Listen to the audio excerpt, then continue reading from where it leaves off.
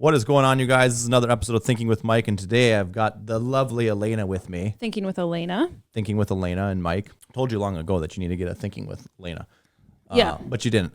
And today, I guess what we're going to go into is like what we've been experiencing as agents right now.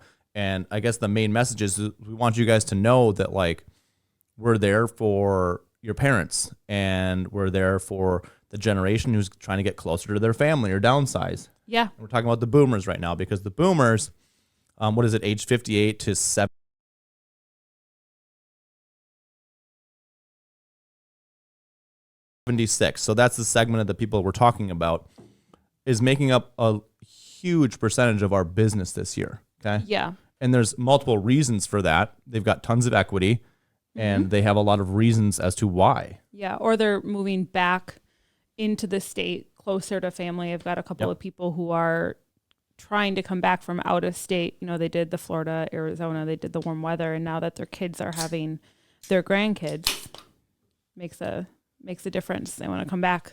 Yeah. And I actually pulled up an article and hold on, we'll share with this. And I just went through these because I was like, I want people to see like what's actually happening. Okay. And this first article here is by Keeping Current Matters. And this is actually fairly recent. So the last 2 weeks it was written. Apparently there's debate on how old boomers are because this article says 55 to 74. Oh. And the other one we get into is going to say. It's also like the debate on the 76. millennial Gen Z, like where that cutoff is. That's so weird. Yeah. All right. So anyway, so this one gets into why are the boomers moving? And it actually shows some stats here. And so this is saying that like grandparents or your parents are moving further away. So like percentage of sellers who moved at least 100 miles. And you can see, wrong graph, that the 55 to 75 like have the greatest chance of moving, right? Yep. More than 100 miles away. And then here's some reasons why they're actually doing that, okay? And like Alaina said, and she didn't know about these articles before that, is she was talking about moving closer to family. Yeah. And so that is the top reason why baby boomers are moving. But now there's other reasons why. This has been a huge chunk too. So I actually just closed on one last week where they were moving because of retirement, right? Going to be a snowbird. Yeah. I also have clients who, they have their home down here and then they have their lake home, their cabin, and they basically spend the last 2 years up at the cabin only coming home for the holidays. Right. And now they're like, well, let's just live at the cabin. And so. Exactly. They're just like full time. That's what my parents did a couple of years ago. They had 2 homes. Yeah. They sold one and they moved up north. Why wouldn't you want to live on a lake all year long? Exactly. Neighborhood becoming less desirable. I think this is for, this is lifestyle change, right? Yeah. I mean, a lot of neighborhoods now are slowly starting to turn over. Yep. Especially as people decide that it's time to downsize. You start to see like all of your neighbors who are your friends move away. Yep. And so now you're surrounded by a bunch of little kids again, or the neighborhood dynamic is just different. It's just different, right? Yep. Like you said, all of your friends have moved away and you're kind of the lone wolf standing and you're like, you know what? Let's go somewhere that's kind of more speed. Yeah, more your speed. Home is too small. This was surprising to me. That is right? Like shocking. This is surprising to me. I would have thought that downsizing would have been on here, which it is not.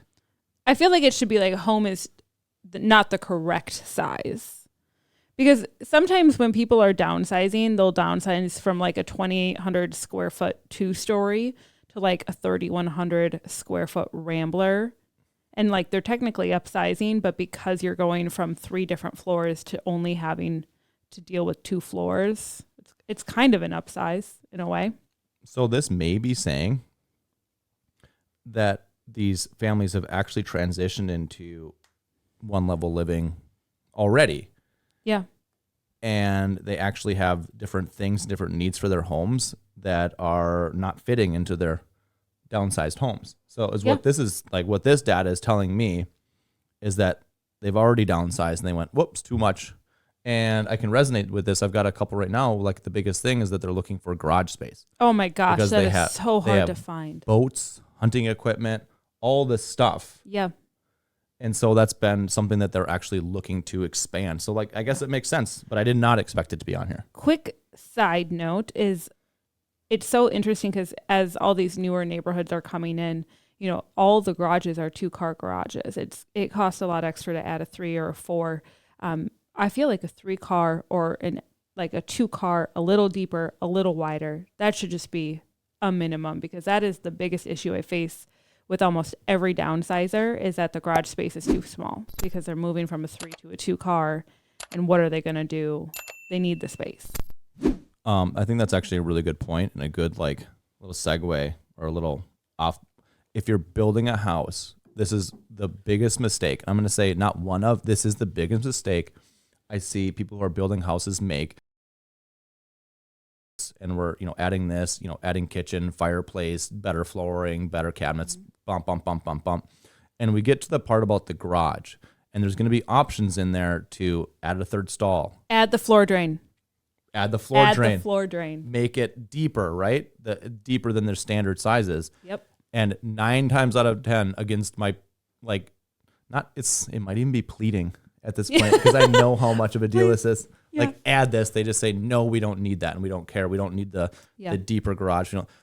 Add the garage space, because everything else you can do later. Yeah.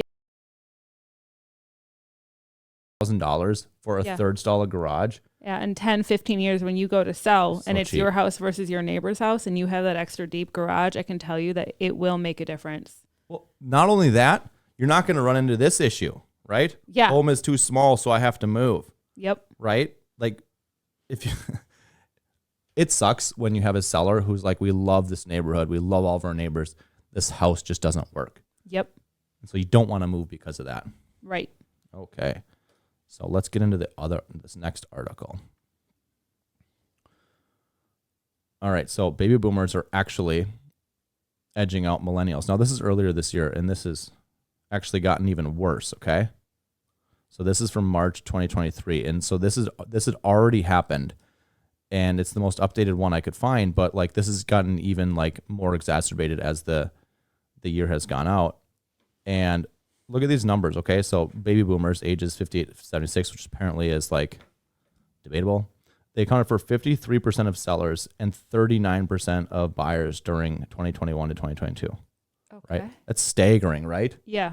That's a ton, and it's gotten even worse. This is more than any other generations. Like, look at this. Look at the shares. Like, so you have the boomers here, Gen Xers, and the millennials. Look at this amount of movement and action that the baby boomers have been doing. And this is largely anchored around the unbelievable amount of equity that they've realized, okay? Yep. So buying with piles of equity, their houses are mostly paid off. Interest rates don't matter. Right. So they actually get to benefit from buying into an artificially depressed marketplace. Yeah. Well, and years and years ago, they probably bought at a 12 to 14% interest rate. So what is 8? So I actually thought of that, and we're going to make this graph. Ellie, who's here, is going to make this graph for us. What I want people to consider. Ellie's like, yes, I am. So this is like how people need to decide renting versus buying. What I want you to do is I want you to go back 30 years, take the average house price, and attach a 30-year fixed mortgage rate to that price, okay? And then I want you to take the average rental rate 30 years ago, okay? And I want you to put on a 30-year timeline, your payment on a 30-year fixed mortgage over those 30 years, alongside the average rent over those 30 years. Mortgage, the same, because it's 30-year fixed, cannot go up, and you're going to see the rent go like this. Okay? Yep. And then the kicker on top of that, I want you to overlay the average price of a home over the last 30 years. Yeah. And so you're going to see your payment remain the same, 30-year fixed. You're going to see your equity go nuts, and you're going to see the rent go up. Yep. And so you're going to find yourself in the future, 30 years down the line, as an owner with the same payment, massive amounts of equity, and all of that benefit, or you're going to be a renter from 30 years ago. Your rent's going to be higher than it's ever been in the last 30 years, and you're going to have zero equity. Yep. That's a powerful graph. So that's what I want people to consider when they're talking about renting's cheaper than buying. I'm like, maybe now. Yeah. But rent is also 100% interest. 100% interest. Not only that, it's probably more than 100% interest. It's probably like 105% because it's going up. That's true. And you can never rely on it. And one of the things that I'm seeing right now is I'm seeing a lot of boomers actually sell their rental properties. And so I'm getting phone calls and all my rentals. I actually just put a rental on the market last week. You did? Yep. Oh, yeah. And Laconia. Most of the people are saying, my landlord decided to sell their house. I don't know what I'm going to do. I've been with them for 10 years. Yep. Okay. That's not stable. That's not stability. Mm-mm. And if they're not offering you the house, or honestly, most renters don't want to buy the house that they've been renting for the last 5-10 years anyways. So I just heard a story about one who did just yesterday. It's 20 years this renter's been paying rent for this property. And at the end of the 20 years, the renter's going to buy the house outright with a 30-year mortgage. And that hurts me. It was the parents talking about their son's rental. And I'm like, oh my gosh, this person is going to buy the house 3 times. They've already paid for it over the last 20 years. Oh my gosh, that hurts me a little bit. Not to mention now it's gone up triple. It's probably worth 3 times as much originally. And now you're taking out a whole 30. They're probably going to pay for the house 3 times. Oh my gosh. So yeah, I guess sometimes they do, but brutal. Like you don't want to look at that. No. All right, we're on a tangent. Back to the boomers. So boomers, our grandparents are moving more than anybody right now. Okay. And they're selling more than anybody. The whole point of all of this is like, you guys, we are out there doing this and we can see where the ebbs and flows and like where the pain points are and where we can soothe all of these things over. Okay. Yep. And so what we want you to do is we want you to call us if you're a boomer yourself and you're considering moving. Or if you are younger and your parents are considering moving closer to you or wherever they need to go. Yep. Come talk to us because we're going to help this process be really, really smooth. It can be overwhelming. Like I said, when one of the biggest problems is like, what are we going to do with all of this stuff that we still need? Yeah. And also like they've been in a house for 20, 30 years. A lot of stuff accumulates in that amount of time, and it takes time to get your house ready and to go through it. Yep. As much as you wish it wasn't, it's emotional and it's a slower process. So like know that when we come into this, it's soft hands. It's super emotional. Yep. I know that when we bought our house, like it was emotional for our sellers, and it's emotional for most sellers when they've been in a home that long. That's where they raised their kids, and it's hard to leave the neighbors in the neighborhood too. So I would say it's easiest to move to get closer to family because there's a real big reason. Yep. And there's a big nut at the end of that can get people to set aside all the details, right? Yep. It can get more complicated and slower when you already have that proximity to family and you're just moving to a property that suits your needs more. Yep. And it's hard too because a lot of these people, like boomers, haven't bought or sold a house in the last 20 and 30 years. Even in the last 10 years, it has changed dramatically on how we do things and how long it takes and what it takes to be prepared. You can't just put a house on the market and hope for the best right now because of the interest rate climate. So the way that our process works, it really does just aid in getting them from A to B the smoothest way possible. Yep. So yeah, and kids, if you're helping your parents, like we actually enjoy meetings with mom and dad and kids all at the same table. Oh, I love a family affair. I love making it like a whole family thing. Yep. Yep. Now, if it's just the parents, like let's sit down too. I'm just saying like everybody is welcome to these things. We want open communication. Yeah, well, that's what makes it go as smooth as it possibly can. Yep. So yeah, I'm not afraid. I want everybody to be involved. I want to be on everybody's team. And ultimately, I want to be trusted. Yeah, and honestly, even if they're just tossing around the idea, I mean, if it's 6 months to a year down the road, and they're like, okay, this house is kind of getting a little bit too big for me, or I'm kind of thinking I need to not do stairs anymore, whatever it is, like we can start the process 6 months in advance, if not more, just so you know what to expect. Yep. And you can get started. Because it's an emotional process. 20 years is a lot of years, at least if it's 20 plus years of stuff to collect. You know, we've only been in our house for 3 years and we already have a lot of stuff we have to throw out.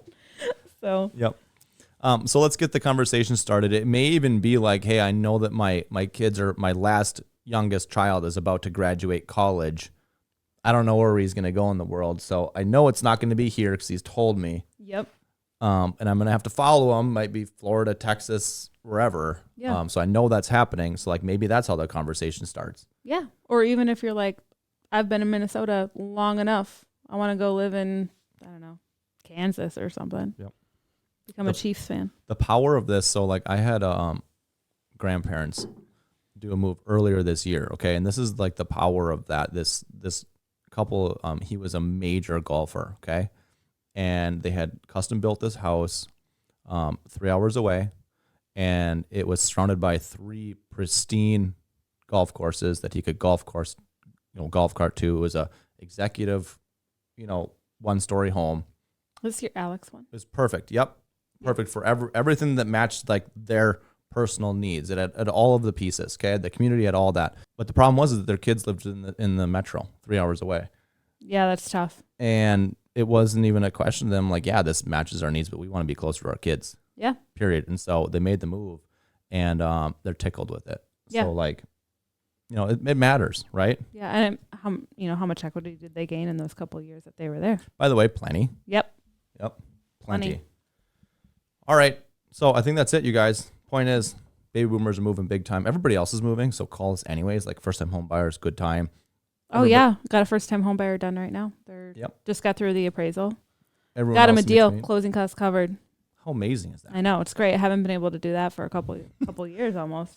So everybody is. We just wanted to kind of reach out and just do a segment on specifically baby boomers because it's a big thing right now. Yeah, no, it is. And we're in there and having a lot of fun doing it. So yeah, oh my gosh, it's great. If that's you guys, please get a hold of us. Contact information is below. Yep. Thanks for tuning in. See ya. Bye.